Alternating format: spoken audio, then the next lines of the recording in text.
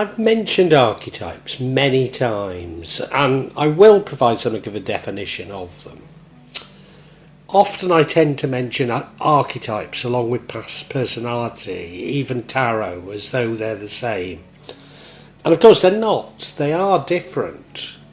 But maybe this is unimportant in the way that I actually use them. Indeed, taking a Jungian perspective on archetypes and personality, the important distinction becomes far less relevant. For you see, Jung believed that each archetype played a role in personality, but that most people were dominated by one specific archetype. For Jung, the actual way in which the archetype expressed or realised depends on a number of factors, including an individual's cultural influences and uniquely personal experience. For me, I believe archetypes merge with personal alchemy to create something really profound, as they point to a path of personal transformation, and maybe even revealing just a little of how the universe itself is created. Given that I've already issued a vlog on alchemical symbols, I felt that I should issue a vlog on archetype symbols. So that's what this is.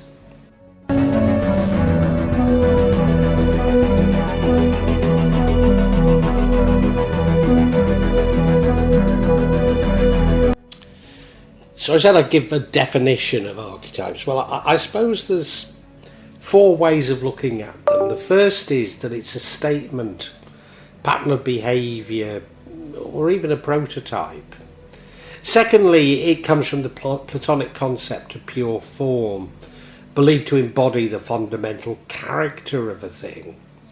Thirdly, a collective inherited unconscious idea, a pattern of thought, an image, etc., that is universally present. And fourth, a recurring symbol or motif in literature, painting or mythology. Archetypes therefore may be traced back to Plato. It's Plato's eidos, or ideas, were pure mental forms that were imprinted in the soul before emerging into the world.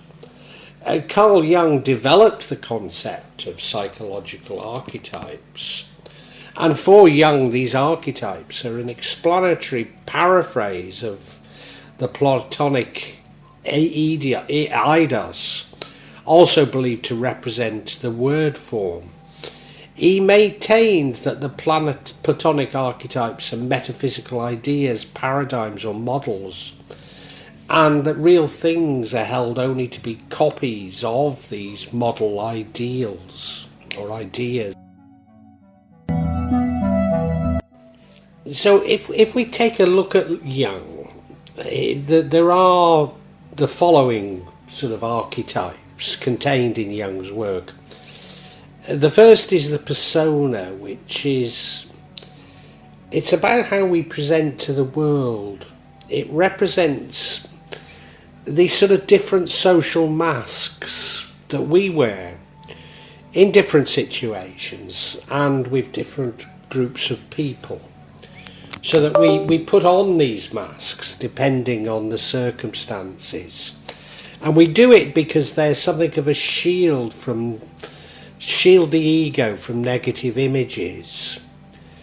For Jung, the persona actually might appear in dreams and may take on different forms. The next is the shadow, and you'll have heard me talk of the shadow self many times, and it's the Jungian archetype that consists of sexual and life's instincts. The shadow exists as a part of the unconscious mind and is composed of repressed ideas, weaknesses, desires, instincts, and indeed shortcomings. We now get to the anima and the animus, and their sort of mirror images, if you like, because the anima is the feminine image within the male psyche, and the animus is the masculine image within the female psyche. So the anima represents the true self rather than the animus, the true self rather than the image that we present to others, and serves as a primary source of communications with the collective unconsciousness. And finally, this leads us to the self. It's an archetype that represents the unified consciousness and unconsciousness of an individual. So this is when the self actually manages to unify by exploring the shadow and everything else. Often this is represented as a circle, a square, or even a mandala.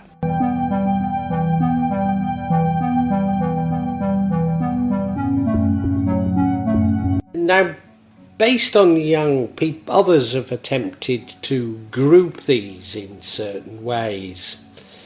So one of the groupings is types, and I'll let you read them rather than sort of just read it out. But if I just go through the first one is the ego type, which would include the innocent, the orphan stroke regular guy or gal, the hero and the caregiver.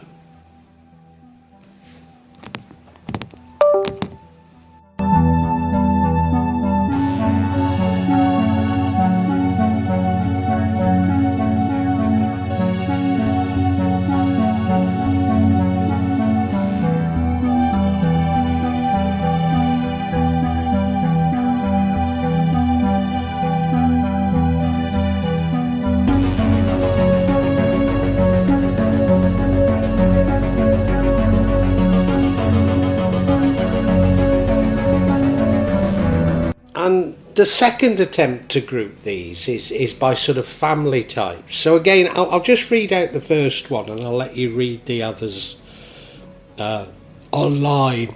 The first one would be the innocent family, which would include innocent, or the innocent, the child, the dreamer, the idealist and the muse.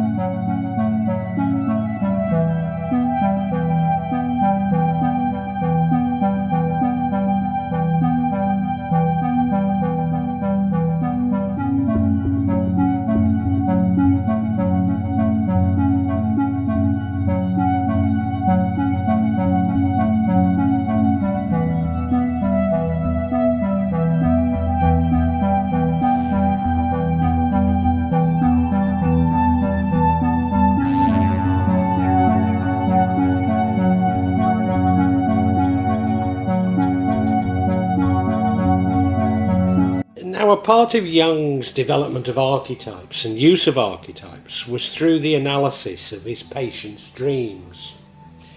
Similar symbols seemed to occur within his patients' dreams, and this seemed to tap into the possibility of there being a primordial symbols within our collective consciousness. That somehow there are symbols that we all comprehend and always have done so. Indeed, aren't these the basis of emojis? Aren't these the basis of cave art? Therefore, there have been a number of attempts to construct these symbols, which I'm going to share with you. But what this means is there are no definitive symbols, and which symbol you choose is much more subjective than within alchemy. But when combined with alchemical symbols, I think they're very powerful.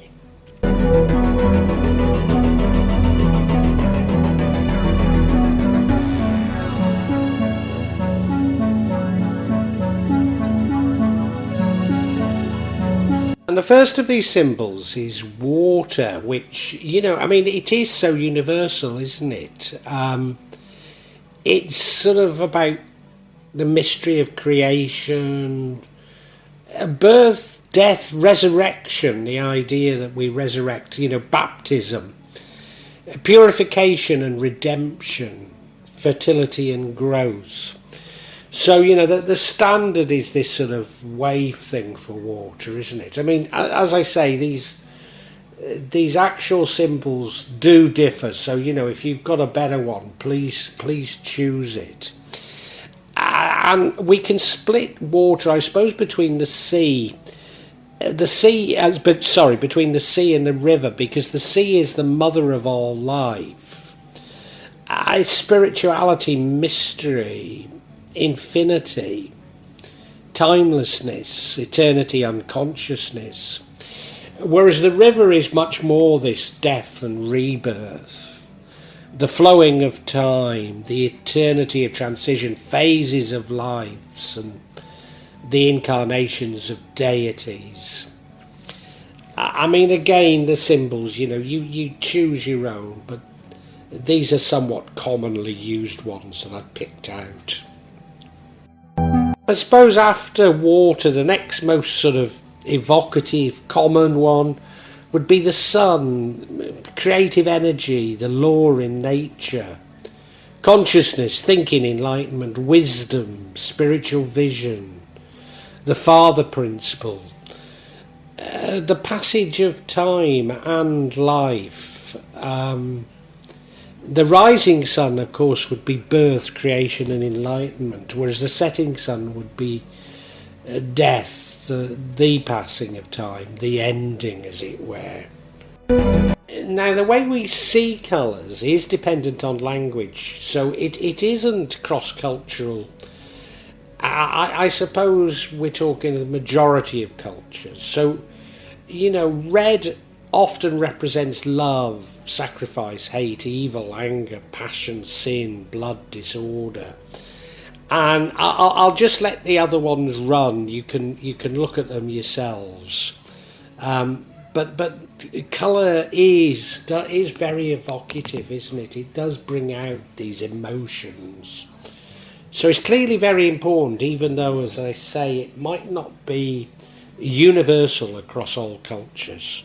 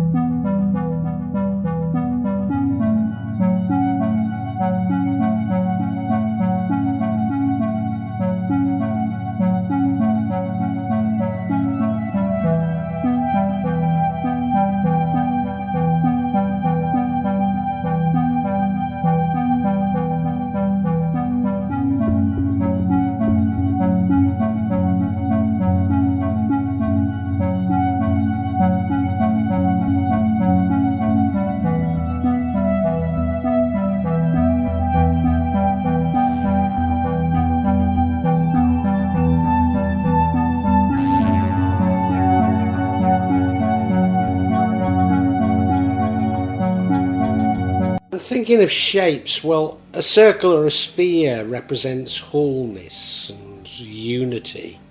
Whereas an oval or an egg is much more about the mysteries of life and the forces of regeneration. Now, the mandala was very important to Jung. He kept coming across it in people's dreams, and he'd not actually seen a mandala. And then somebody sent him a picture of a mandala, and there was sort of a eureka moment that he saw, good heavens, that's exactly what people have been describing to me. And it's sort of about a desire for physical integration, spiritual unity. And it sort of juxtapositions the triangle, the square, the circle, and their numerical equivalents of 3, 4 and 7. So it seems a highly spiritual design, something very important about it. And of course, with me living in Indonesia, it's so important to us in Indonesia and to our spirituality.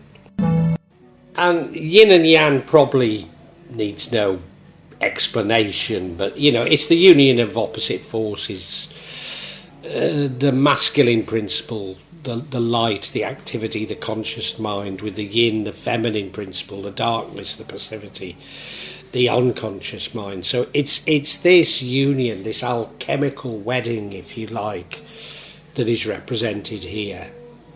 I have heard somebody explain that it doesn't mean that at all, but I can't remember what on earth they said.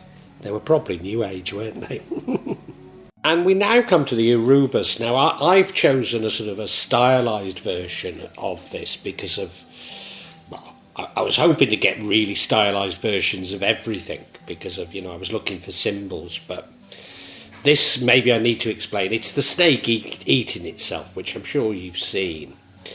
And of course, it signifies sort of this cycle of eternal life. The unity of the opposing forces, so the unity of yin and yang as well. And it's a very popular sort of symbol, particularly in the East. But it does seem to, according to Jung, it does seem to have this sort of universally within the collective conscious.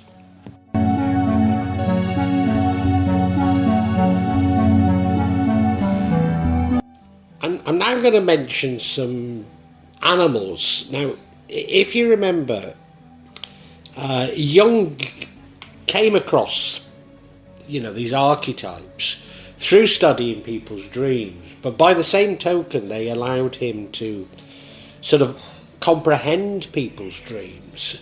So as I speak of them, you can use them to decipher your own dreams. And a perennial one, many of us have it, is that of the snake. You might call it a serpent. It could look more like a worm, or my wife has it of an eel, or it could be what I call a naga, a dragon. And almost universally, this means evil, corruption. But it can mean sensuality, destruction, wisdom, and of course also temptation. Next we have a sort of large black bird. You might call it a crow, a rook, a raven, even a big black hawk. And this would normally signify death, maybe hate, and corruption. Whereas a white bird, which we'd normally probably see as a dove, everybody, I think, associates it with peace, with love, and indeed with life. And this leads us now to numbers, and it's interesting that these numbers seem to have got a cross-cultural understanding. So the number 3 represents unity, spiritual awareness and light.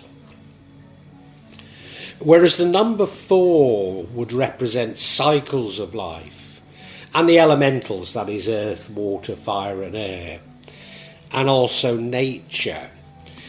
And 7, of course, is 3 plus 4, so it's the unity of 3 and 4. It represents completion, it represents perfect order.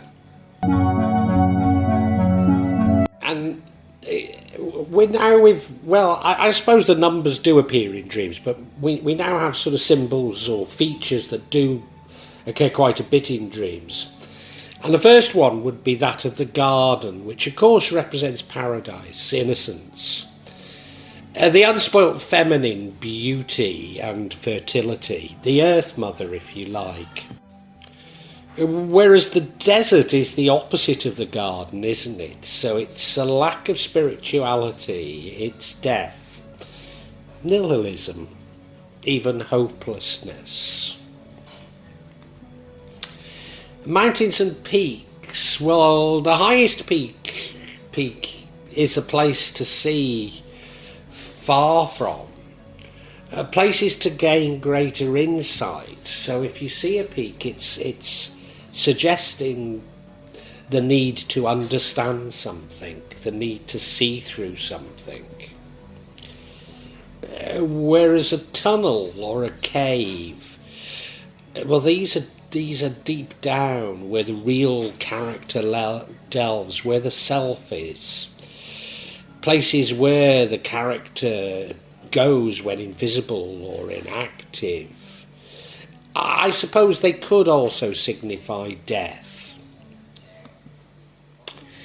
And so we've had a tree, but the forest, we've had a garden, but the forest this really is the habitat of the divine feminine. So it's about fertility. Vegetations and animals flourish. It's a green world because of the Earth Mother. Symbolically, the primitive levels of the feminine psyche, the protective, sheltering. Those who enter often lose their direction or rational outlook and tap into their collective unconsciousness. A single tree, however, I mean, it does have a similar meaning, but it's about proliferation, the life of the cosmos, immortality, growth, and the journey through life, because of course it could signify the tree of life. So as I say, many of these may help you in dream interpretation, because they did come from Freud's psychoanalysis of people's dreams, of recording their dreams. But also he used these archetypes in order to interpret the dreams. And in later vlogs, I'm going to put together these symbols of archetypes with symbols of alchemy, so that I can talk about personal transformation.